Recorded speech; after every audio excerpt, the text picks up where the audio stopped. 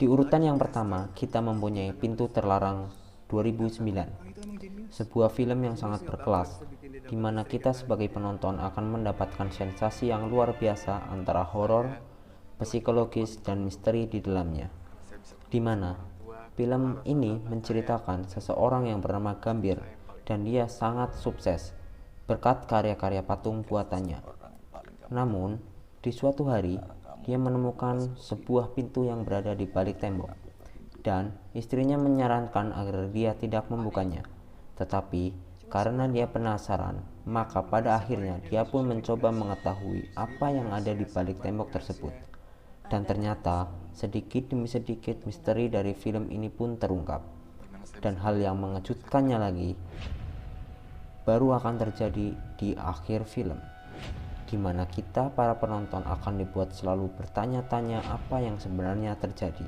Penasaran dengan ceritanya? Langsung saja tonton sendiri Pintu Terlarang. Di urutan kedua ada Modus Anomaly 2012. Adalah sebuah film yang lagi-lagi akan membuat kita sebagai penonton terkejut, di mana film ini menceritakan seorang yang bernama John Evan yang keluarganya diteror oleh pembunuh saat sedang berlibur di hutan, dan ia pun mencoba mencari siapa pembunuh yang telah menyebabkan keluarganya meninggal. Sekali lagi, ending dalam film ini akan membuat kita para penonton terkejut bukan main dan tidak percaya apa yang sebenarnya terjadi.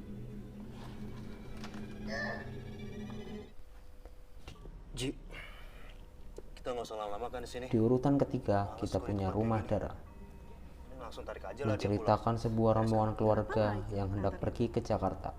Namun di tengah jalan, mereka melihat gadis di pinggir jalan sendirian dan berniat menolongnya serta mengantarkannya pulang. Sesampainya di rumah gadis tersebut, mereka dipaksa mampir dan makan di sana. Namun, keanehan terjadi di mana semua orang mengalami sakit kepala dan pingsan. Dan lebih mengejutkannya lagi, keluarga di rumah itu hobi sekali dalam membunuh serta memakan daging manusia. Ya, manusia. Ingin tahu bagaimana kelanjutan ceritanya? Silakan tonton sendiri agar Anda tidak menyesal mendengarkan spoiler ini.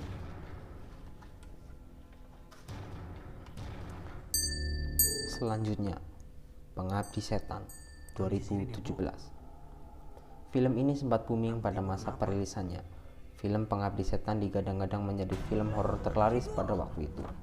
Film ini menceritakan tentang sebuah keluarga dengan 4 orang anak, ibu dan ayah, di mana ibunya mengalami sebuah penyakit yang cukup aneh dan pada akhirnya meninggal dunia.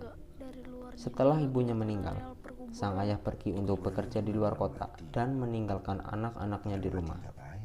Namun tak lama sepeninggalan ibunya, anak-anak merasa bahwa sang ibu telah kembali ke rumah mereka. Dan situasi semakin seram setelah mengetahui tujuan ibunya kembali ke rumah tersebut. Kalau memang itu ibu, kita bilang sama dia supaya nggak ganggu kita lagi. Kesel banget ngajak lo bisnis. Selanjutnya, Tabungan lo habis. Perempuan Namanya Tanah lo nggak Jahanam. Kan gue juga ya. Film ini bercerita tentang Maya Kayaknya gue mau yang pergi berjuang seminggu hidup di ibu kota dengan susah payah bersama sahabatnya Ya, Dini. tapi kan sebenarnya Saat mereka mempunyai sebuah usaha dan membutuhkan modal lebih, harta banyak. Maya yang mendapatkan informasi dari saudaranya bahwa mungkin ia mendapatkan warisan dari orang tuanya yang tinggal di suatu desa. Dengan bermodalkan informasi tersebut, Maya dan Dini berniat mencari tahu dan berharap bisa menjual warisan untuk mendapatkan modal. Singkat cerita, Maya dan Dini sampai dengan susah payah ke desa tersebut, dan mereka tercengang melihat rumah megah yang katanya adalah warisan tersebut. Namun ada keanehan pada warga di desa itu, di mana tidak ada satupun anak-anak di desa itu. Dan dari situlah sedikit demi sedikit misteri dari desa tersebut terungkap. Jika Anda penasaran dengan apa yang sebenarnya terjadi, silakan tonton sendiri.